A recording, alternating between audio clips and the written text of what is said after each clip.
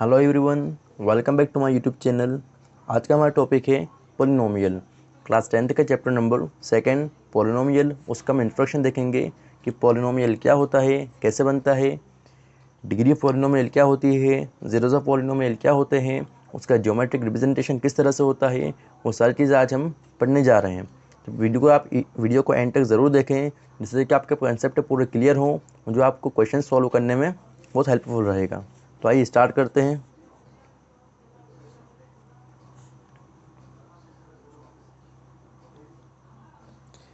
First of all समझते हैं हम कि जो हमारा पॉलिनोमियल वो आखिर क्या होता है।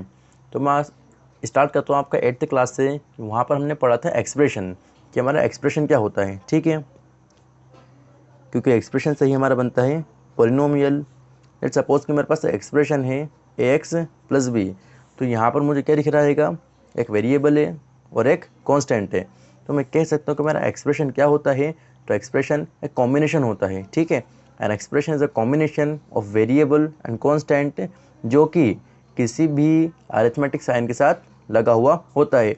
अब वो यहाँ पर अरिथमेटिक साइन प्लस भी हो सकता है, माइनस भी हो सकता है, वो मल्टीप्लाई भी हो सकता है और वो डिवाइड भी हो सकता है, ठीक है। अगर आपको एग्जांपल देता हूँ यहाँ पर मैं 2x + 3, ये मेरे पास यहाँ पर क्या है, एक्सप्रेशन है। 3x - 4 एक एक्सप्रेशन है। 4x/5 ये भी एक एक्सप्रेशन है, ठीक है। इसके बाद समझना मुझे ये है कि जो एक्सप्रेशन है यहाँ पर टर्म्स होती हैं, ठीक है। अब टर्म्स क्या होती हैं और टर्म्स कहलाती हैं, जैसे कि यहाँ पर बीच में सेपरेशन कौन सा है, मेरे पास एक साइन लगा हुआ है, जिसने कि इसको अलग किया हुआ है और इसको भी अलग किया हुआ है। तो ये कहलाता है हमारा टर्म। ये फर्स्ट टर्म है और ये कौन सी टर्म है, ये हमारी सेकंड टर्म है, ठीक है। तो पॉलिनोमियल क्या होता है, वो एक्सप्रेशन होता है जिसमें एक से ज़्यादा टर्म्स होती है, ठीक है। लेट सपोज कि यहाँ पर लिखा मैंने 2x² + 3x - 2। ये मेरे पास क्या है, एक पॉलिनोमियल है, ठीक है ना। ये क्या है, एक पॉलिनोमियल है क्योंकि इसमें नंबर ऑफ़ टर्म्स कितनी है, 1 2 3 टर्म्स एक से ज़्यादा हैं। तो कहने का मतलब ये भी क्या हो गया, मेरा पॉलिनोमियल हो गया, ठीक है। अब क्लास 9th में हमने पढ़ा था कि डिग्री ऑफ पॉलिनोमियल, कोफिशिएंट क्या होते हैं, और सब हम यहाँ पर डिस्कस करने वाले हैं, ठीक है। तो जो हमारी डिग्री ऑफ पॉलिनोमियल होता है, डिग्री, ठीक है। तो हम डिग्री क्या कहते हैं, तो डिग्री होती है हमारी हाईएस्ट पावर ऑफ पॉलिनोमियल। ये मेरे पास यहाँ पर लिखा है पॉलिनोमियल, तो डिग्री क्या होती है मेरी, highest power of polynomial. Let suppose कि यहाँ इसकी जो मेरा पॉलिनोमियल है, इसमें हाईएस्ट पावर कितनी है, यहाँ पर पावर 2 है, यहाँ पर पावर 1 है। तो हाईएस्ट पावर इसकी कितनी होती है, 2 होती है। तो डिग्री हो जाएगी मेरी इसकी 2, ठीक है। कुछ भी अगर मेरे पास पॉलिनोमियल है, उसकी हाईएस्ट पावर कहलाती है उसकी डिग्री। आपको एक और एग्जांपल देके दिखाता हूँ मैं। जैसे कि यहाँ लिखा है मैंने 3x⁴ + 2x³ - 3x + 4 एक पॉलिनोमियल है, ठीक है। इसमें नंबर ऑफ टर्म्स कितनी है, 1 2 3 4, नंबर ऑफ टर्म्स इसमें 4 है। अब मुझे बताना है कि इसकी डिग्री कितनी होगी, ठीक है। तो मैं कह सकता हूँ कि इसकी डिग्री कितनी होगी, इसका हाईएस्ट पावर 4 है, डिग्री भी होगा इसकी 4, ठीक है। इतना क्लियर हुआ। अब समझते हैं कि हमारा कोफिशिएंट क्या होता है, ठीक है। कोफिशिएंट का मतलब होता है कि वो एक कांस्टेंट नंबर जो कि वेरिएबल के साथ में लगा हुआ होता है। वो डिपेंड करता है कि एग्जामिनर हमसे कोफिशिएंट किसका पूछता है, ठीक है। अगर मैं आपसे बोलता हूँ कि मुझे बताना यहाँ पर कोफिशिएंट ऑफ एक्स, अगर यहाँ पर मैंने पूछा कि एक्स का कोफिशिएंट क्या होगा, तो एक्स के साथ में जो नंबर लगा हुआ होता है वो कहलाता है हमारा एक्स का कोफिशिएंट। और यहाँ पर कितना है, -3 है। आपसे पूछ, अब समझते हैं हम यहाँ पर कि जो हमारा पॉलिनोमियल होता है, अगर उसकी पावर कितनी होगी, 1 होगी, ठीक है। लेट्स सपोज x + 3 एक पॉलिनोमियल है, इसकी पावर कितनी है यहाँ पर, 1, वो कहलाता है हमारा लीनियर पॉलिनोमियल।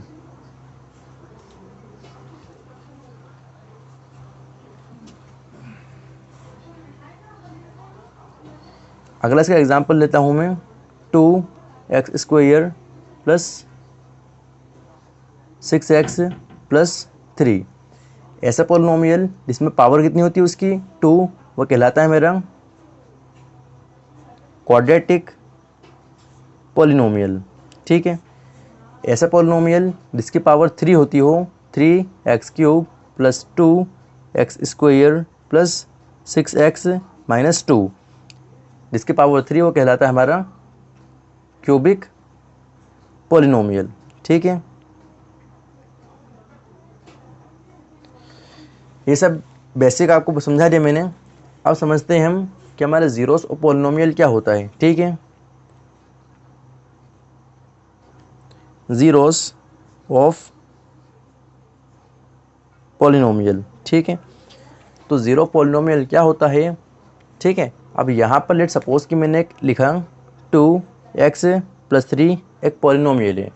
अगर आपसे बोलता हूँ मैं कि यहाँ बताना है कि पॉलिनोमियल का ज़ीरो क्या होगा, तो समझना है कि ज़ीरो ऑफ पॉलिनोमियल एक वो रियल नंबर, एक वो कांस्टेंट, एक वैल्यू होती है। ठीक है, क्या होता है ज़ीरो पॉलिनोमियल, एक वो वैल्यू होती है जिसको कि यहाँ पर मैं x के प्लेस पे रखूँ, जो भी वेरिएबल होगा x y z कुछ भी हो, जो कि यहाँ वेरिएबल में रखूँ उसकी वैल्यू, तो मेरा आंसर कितना आना चाहिए, आंसर मेरा 0 आना चाहिए। ठीक है, क्लास 9th में हमने पढ़ा था कि हम ज़ीरो पॉलिनोमियल कैसे निकालते हैं। ठीक है, तो निकालने का मतलब ये होता है लेट सपोज कि px is a polynomial in x। अब मुझे निकालना है कि ज़ीरो पॉलिनोमियल, तो मैं px को 0 से इक्वेट किया मैंने। ठीक है, नाउ 2x + 3 इक्वल्स टू कितना हो गया, 0 हो गया। 2x इक्वल्स टू -3 और x इक्वल्स टू -3/2। अब यहाँ तो मैंने निकाल लिया कि मेरा 0 कितना हो गया, -3/2। ठीक है, अब इसका मतलब क्या होता है, इसका मतलब ये होता है कि अगर इस वैल्यू को मैं इस पॉलिनोमियल में पुट करता हूँ तो मेरा आंसर कितना आना चाहिए, 0 आना चाहिए। ठीक है, तो p ऑफ -3/2 2, अब जहाँ पर x है वहाँ कितना पुट करूँगा मैं, -3/2 प्लस 3, 2 से 2 कैंसिल, -3 + 3, मेरा आंसर कितना आ गया, 0 आ गया। तो मैं कह सकता हूँ कि -3/2 is a zero of polynomial 2x + 3। Clear है, ज़ीरो ऑफ पॉलिनोमियल क्या होता है, तो ज़ीरो किसी पॉलिनोमियल का ज़ीरो वो होता है, एक वो नंबर होता है जिसको अगर मैं उसके वेरिएबल की जगह पुट करूं तो मेरा आंसर कितना आना चाहिए, मेरा आंसर 0 आना चाहिए। ठीक है, इतना आप सभी को ध्यान रखना है। अगर मैं यहाँ देता हूँ तो मुझे बताना है कि एक पॉलिनोमियल हैगा 2x² - 3x - 1। ये क्या है, एक पॉलिनोमियल है, मुझे बताना है कि इसका ज़ीरो क्या होगा। ठीक है, तो ज़ीरो निकालने के लिए इसको हम 0 से इक्वेट करेंगे, फिर इसको हम सॉल्व करेंगे। तो इसको सॉल्व कैसे होगी, ये हमारी होगी स्प्लिटिंग द मिडिल टर्म, जो इससे पहले वीडियो में आपको समझाया मैंने। ठीक है, तो हम उस तरह इसको आसानी से निकाल सकते हैं। अब ये तो हमने पढ़ लिया इसका थ्योरी पार्ट। अब समझाता हूँ कि ज्योमेट्रिकल मीनिंग क्या होता है ज़ीरो ऑफ पॉलिनोमियल का। ठीक है,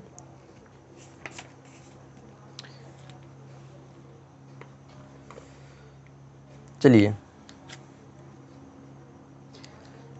मैंने माना कि मेरे पास एक पॉलिनोमियल है x² - 3x - 4। ठीक है, अगर मैं इसको ग्राफ पे पुट करता हूँ, कुछ x रखूँगा। ठीक है, y इक्वल्स टू यहाँ पर इसको मैंने लेट सपोज किया। ठीक है, कुछ x रखा मैंने तो y की वैल्यू कुछ आएगी। ठीक है, फिर कुछ x कुछ और रखा तो y की वैल्यू कुछ और आएगी। लेट सपोज कि मैंने कितना रखा, x इक्वल्स टू 0 रखा, तो y इक्वल्स टू 0 का स्क्वायर -3 0 -4, ये भी 0 ये भी 0, तो मेरा y कितना आ गया, -4 आ गया। x कितना रखा मैंने, 1 रखा यहाँ पर। ठीक है, जब x 1 रखा मैंने तो y इक्वल्स टू 1 का स्क्वायर -3 × 1 -4, 1 का स्क्वायर 1 -3 1 ज़ा 3 -4, 1 का 1 माइनस माइनस प्लस 4 + 3 -7। इसको सॉल्व कर तो कितना आ गया, -6 आ गया। इस तरह से इसकी वैल्यू अगर मैं प्लॉट करता हूँ तो मेरा ग्राफ कुछ पैराबोला टाइप बनेगा। ठीक है,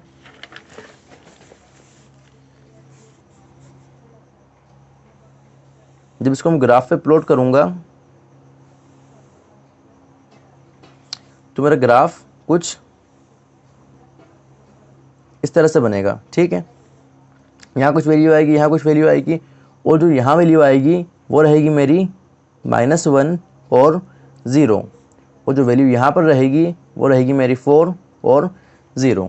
ठीक है, अब जो मैंने यहाँ पर जिसका मैंने ग्राफ बनाया था x square minus 3x minus 4, x square minus 3x minus 4, अगर मैं इसको सॉल्व करता हूँ और यहाँ से 0 निकालता हूँ तो क्या करना था, मुझे इसको 0 से इक्वल करना था। क्या करेंगे यहाँ पर, स्प्लिटिंग द मिडिल टर्म। ठीक है, तो एक्स स्क्वायर माइनस, अब यहाँ पर 3 को स्प्लिट करना है। ठीक है, एक्स का एक्स माइनस 4, ऐसा स्प्लिट करना है कि मुझे मल्टीप्लाई पे कितना मिल जाए, 4 मिल जाए और माइनस पे 3 आ जाए।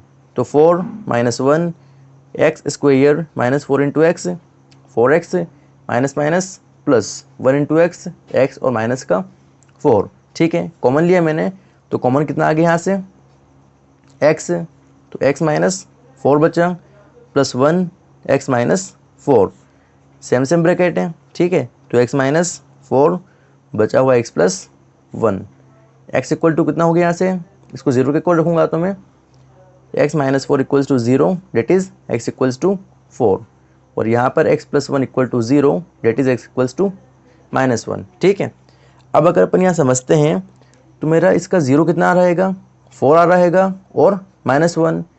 एक और बात ध्यान में रखना है कि जो हमारा पॉलिनोमियल है उसके उतने ही 0 निकलेंगे जितनी की उसका हाईएस्ट पावर होती है, जितनी उसकी डिग्री होती है। यहाँ डिग्री कितनी है 0, यहाँ डिग्री कितनी है इसकी 2 है, तो उसके उतने ही 0 यानी कि 2 इसके 0 निकलेंगे। वो 0 कौन कौन से हैं, 4 और माइनस 1। अब ज़रा मैं ग्राफ में देखता हूँ तो मेरे वो पॉइंट्स कहाँ पर आ रहे हैं, वो पॉइंट्स x पे आ रहे हैं। ठीक है, माइनस 1 और 4 आ रहे हैं, तो मैं इसे कह सकता हूँ कि ज्योमेट्रिकल मीनिंग इसका ये होता है कि जब मैं उस पॉलिनोमियल का ग्राफ ड्रॉ करूँगा तो जहाँ पर उसने x पर इंटरसेक्ट किया है उसका x कोऑर्डिनेट मेरा उसका 0 कहलाता है। फिर समझना क्या होता है कि जब उसको मैं ग्राफ पे प्लॉट करता हूँ, ग्राफ पे प्लॉट करने के बाद जहाँ पर उसने x को इंटरसेक्ट किया है उसका x कोऑर्डिनेट हमारे ज़ीरोस कहलाता है। यहाँ पर इसको मैंने ग्राफ ड्रॉ किया, इसने इंटरसेक्ट एक बार यहाँ किया एक बार यहाँ किया, तो जहाँ जहाँ पर उसने इंटरसेक्ट करता है उसी के x कोऑर्डिनेट हमारे 0 होते हैं। तो यहाँ पर माइनस 1 है और यहाँ पर 4 है, तो ये हमारे कहलाते हैं उसके 0। इतना क्लियर है। जहाँ पर भी इंटरसेक्ट करता है x एक्सिस पे उसके x कोऑर्डिनेट हमारे ज़ीरोस ऑफ पॉलिनोमियल कहलाते हैं। जितनी बार वो x को कट करेगा, ठीक है, जितनी बार वो x एक्सिस पे कट होगा उसके उतने ही ज़ीरोस होंगे। ठीक है, कोई भी क्वेरीज हो तो आप लोग कमेंट सेक्शन में पूछ सकते हैं। वीडियो को लाइक शेयर और सब्सक्राइब ज़रूर करें। आगे के वीडियो कल हम अपलोड कर देंगे। जो भी डाउट हो आप लोग कमेंट में पूछ सकते हैं। Thank you.